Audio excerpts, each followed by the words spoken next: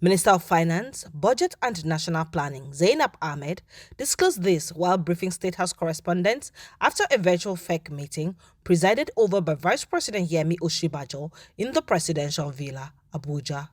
She said the NDP was structured along 6 clusters: economic growth and development, infrastructure, public administration, human capital development, social development, and regional development. The minister said the plan had an investment size of 348.7 trillion naira over the 5-year period. The Ministry of Finance, Budget and National Planning presented a memorandum to Council requesting for approval of the National Development Plan for 2021 to 2025, which is a plan that is succeeding the Economic Recovery and Growth Plan, the ERGP, which has expired in December 2021.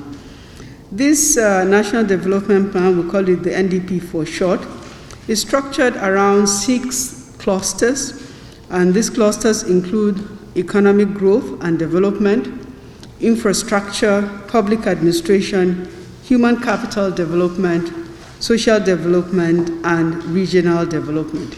That the plan is underpinned by a macroeconomic framework which projects an average real GDP growth of 5% per annum over the plan period. And also, the plan has been costed to have an investment size of 348.7 trillion over the 5-year period. Ahmed said the investment size was to be contributed by the public sector at 49.7 trillion naira, representing 14.3%, and the private sector at 298.3 trillion naira, representing 85.7%. According to her, the public sector expenditure component of 49.7 trillion naira will be contributed by both the federal government and the states. The federal government expenditure component is 29.6 trillion, representing 8.5% of the total expenditure size, and while the subnational government, the state governments, will be contributing 20.1 trillion, representing 5.8%. The funding strategies for the plan have also been identified, and this include the broadening the tax base, enhancing capacity of the private sector through creating investment opportunities and deliberate policy engagements and incentives, also exploring domestic and concessionary financing sources, setting up financial investment vehicles such as growth funds and public-private partnership, as well as the Nigeria Investment and Growth Fund. The implementation of the plan requires establishment of a strong implementation mechanism and framework that promotes performance and accountability, which is necessary for the implementation of the plan.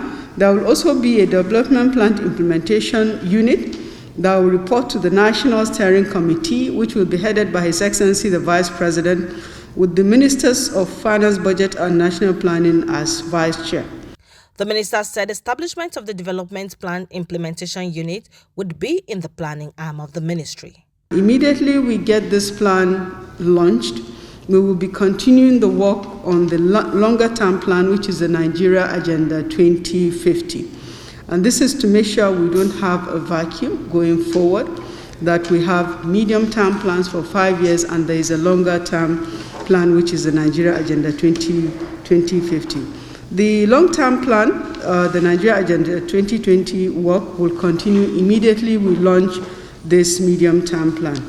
Going forward, the annual national budget will be derived from the plan, the details of which has already been costed, and all ministries, departments, and agencies will be required to draw their programs and projects from the detailed plan that they themselves have submitted during this process.